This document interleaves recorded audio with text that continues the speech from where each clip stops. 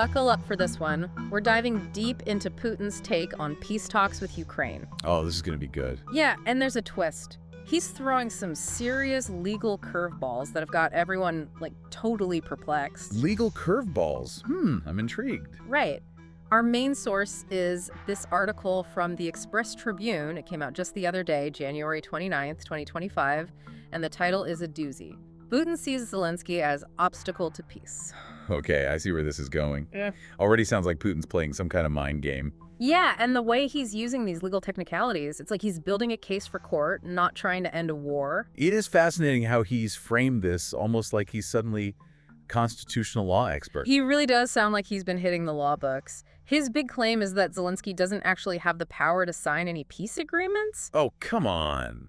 Is he serious? Yeah, dead serious. Apparently, according to Putin, Zelensky's term as president, well, it technically expired back in May 2024. Oh, right. There hasn't been an election in Ukraine because of the war. Exactly. And Putin's seizing on that like a hawk. He's basically saying any deal Zelensky signs is, like, legally meaningless. So what's Putin's brilliant solution then? Okay, so get this. He's got two legal pathways to peace, both based on his interpretation of the situation, naturally. His first idea is a real head-scratcher. He says the chairman of the Rada, the Ukrainian parliament, that guy should be the one handling the negotiations. Wait, hold on. He wants to sideline Zelensky. Just like that. It kind of sounds that way, right? He's basically implying Zelensky's not the legit guy to be talking, and that the Rada chairman should be the point man. He even points to a part of the Ukrainian constitution that lets the Speaker of Parliament take over if the president's out of the picture, under special circumstances. Yeah, I see his angle. But wouldn't that just create utter chaos in Ukraine, right when they're in the middle of a war? That's what's so wild about this, right? It would totally play into Putin's hands, undermining Zelensky, causing instability. It's like a power move disguised as a legal solution. Talk about strategic. So what's his other brilliant suggestion? Okay, his second solution is all about this decree Ukraine put out back in 2022. Basically, it says, no talking to Russia. Straight up forbids any negotiations. Ah, so Putin's saying, just ditch that decree and let's chat. Simple as that. Well, he makes it sound that easy, but Zelensky's already pushed back on that. He says that decree was specifically meant to stop talks with separatist groups, not the Russian government itself. It's a legal tug of war then. Both sides interpreting the law in a way that, makes them look good. Exactly. It's like a game of legal gymnastics. And it makes you wonder, is Putin being genuine here? Or is this just a way to stall, to shift the blame, make Ukraine look like the bad guys? It's hard to say for sure, but it definitely fits with his pattern of using legal frameworks, even if they're questionable, to push his agenda. He's controlling the narrative, making it seem like he's the one who wants peace. It's like he's playing 4D chess or something, and we're all just pawns in his game. But hang on, we haven't even gotten to the juiciest part yet.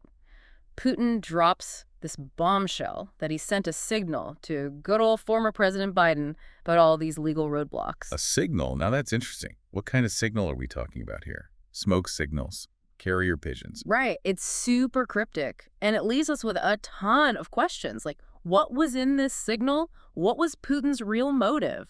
Was he trying to pressure Biden? This is getting good. We've got legal arguments, cryptic messages, a war. It's like a political thriller in real life. I know, right? We need to put on our detective hats and figure this out. But before we go full conspiracy theory, let's take a breather, give our listeners a chance to digest all this, and when we come back, we'll dive into that signal to Biden. Maybe we can crack the code and figure out what Putin's really up to. It sounds like a plan. Let's unravel this mystery. Okay, we're back. And that signal Putin sent to Biden, it's still bugging me. Yeah, it's a real head-scratcher. Like, what was he trying to say? Right.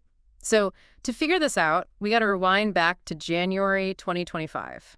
The war in Ukraine, it's been dragging on forever, and the whole world's getting antsy. Everyone's pushing Russia and Ukraine to just, sit down and talk already. Yeah, the pressure was definitely on. So maybe this signal was Putin's way of telling Biden, hey, I'm ready to talk, but under my conditions. It's like he's saying, see, Joe, I'm not the one holding things up. I'm just following the rules. Exactly, and conveniently making it look like it's Zelensky who's being difficult, the one blocking peace. Classic deflection, right? It's all about controlling how the story gets told. PR is everything, even in war. And let's face it, Biden and Putin, they didn't exactly have the warmest relationship that it was now. Putin knew he had to tread carefully with Biden. So maybe this signal was a way to appeal to Biden's sense of fairness. Like, look, Joe, even I'm being reasonable. It's like he's saying, why can't Zelensky be more like me? Yeah. Right. A subtle nudge to get Biden to lean on Ukraine. Putin, the master manipulator. This is getting deep. Geopolitics can get pretty messy. But we got to be careful here. We're doing a lot of guesswork. We don't actually know what this signal was. True, but the fact that Putin even brought it up is interesting, right? It tells us something about how he thinks, how he plays the game. Totally. And it raises the big question, was Putin really trying to find a solution? Or was this just a tactic to buy time, while he advanced his own goals? Maybe both. It's possible, right? He could be stalling while also setting the stage for a peace deal that works in Russia's favor. He's definitely playing chess while everyone else is playing checkers. Always thinking a few steps ahead. Okay, so let's try to get inside Putin's head. What does he really want in Ukraine? That's the million-dollar question. He's made some vague statements, about securing Russia's interests. But what does that even mean? More territory. Political control. He's keeping his cards close to his chest. He's all about keeping everyone guessing, that's for sure. Right. He gives them the upper hand in any negotiation. So even if Ukraine agrees to talk, even if they jump through all these legal hoops Putin set up, there's no guarantee it'll lead to peace, right? Right. Negotiations could become a whole other battlefield, each side fighting for every inch. And what about the rest of the world? What role do they play in all this? Can they actually make a difference? It's a mixed bag, honestly. Some countries want to get tough on Russia, others want to play it cool.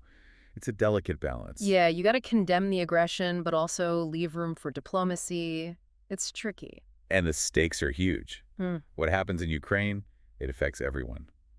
Global security, the whole international order, it's all hanging in the balance. It's easy to forget that there's a bigger picture here. We're focused on Putin, but there are so many other players involved. It's a story with many sides, and we're still writing it. It's unpredictable, that's for sure. Okay, we've covered a lot of ground here. Putin's legal arguments, his signals, his goals. It's a lot to process. We've dug deep into his strategy, tried to understand his motives. It's like a puzzle with a million pieces. But before we wrap things up, there's one thing from this article that I just can't shake. It's subtle, but I think it says a lot about Putin's long-term vision. Okay, I'm all ears.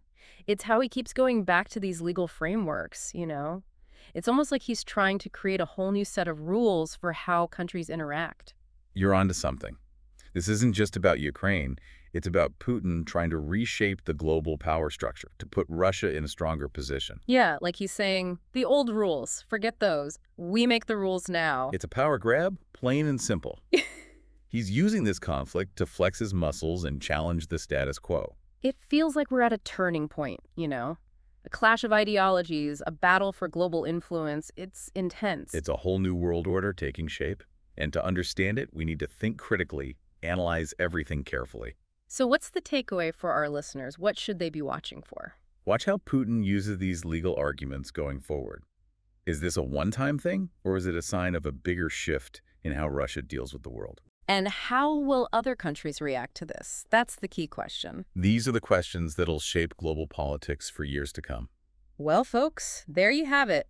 A deep dive into the mind of Vladimir Putin, intrigue, strategy, and a whole lot to think about. We've explored the Russia-Ukraine conflict from all angles, tried to decipher Putin's words and actions. It's been a wild ride. We hope you've learned something new today, that you're better equipped to understand the forces shaping our world. Remember, knowledge is power. The more we know, the better prepared we are to face the challenges ahead. And on that note, we'll leave you to ponder everything we've discussed, but don't stop there. Keep digging, keep questioning, keep diving deep. You know what's really gotten to me after reading this whole article? It's how Putin keeps bringing up all these legal points. It's almost like he's, trying to make new rules for how countries should act with each other. It is a really interesting point, and I think you've hit on something important there. It seems like Putin's playing the long game here. He's not just thinking about winning in Ukraine. He's trying to change the whole world to benefit Russia. So it's bigger than just this war. He's trying to set, a precedent for how things work from now on. Exactly. He's making it clear that Russia won't be pushed around, even if some of his arguments are a bit iffy. By focusing on the legal stuff, he's saying, we'll talk, but only if it's on our terms. That's a bold move. It's almost like he wants to create a world where Russia is in charge, calling all the shots. It does feel like a power play, doesn't it? He's challenging how things work now, trying to grab more control for Russia. But can he actually pull that off? Can he really force other countries to play by his rules? Yep, that's the big question, isn't it? Yeah. It's a risky move, and nobody knows for sure how it'll turn out. But it's clear that things are changing on the world stage. This whole situation shows how fragile the current system really is. Absolutely. It also shows how traditional diplomacy might not be enough when you're dealing with someone like Putin, who's willing to bend the rules. So what can the rest of the world do? How do you deal with someone who's playing by a different set of rules? It's a tough one. It requires a whole new approach, something that combines standing up to aggression with understanding what makes Putin tick. We're entering uncharted territory, that's for sure. The old ways might not work anymore. I think you're right. This is a wake-up call. We need to adapt and figure out how to stop conflicts before they turn into huge wars. That's a huge challenge, but we can't just ignore it. The future of peace, of everything, might depend on how we handle this. Couldn't agree more. It's time for some serious reflection and action.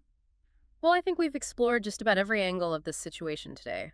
Putin's perspective, his legal arguments, his strategy, everything. We've dissected his every move, analyzed his motives, and tried to make sense of this complex conflict. And hopefully our listeners now have a deeper understanding of what's going on and what it all means. Remember, knowledge is power. The more informed we are, the better we can navigate these challenging times. So we'll leave you with this. Don't just take our word for it. Keep questioning, keep learning, and keep diving deep. Until next time, stay curious, stay engaged, and stay hopeful. We can build a better future together. Absolutely. Thanks for joining us on this deep dive. We'll see you next time.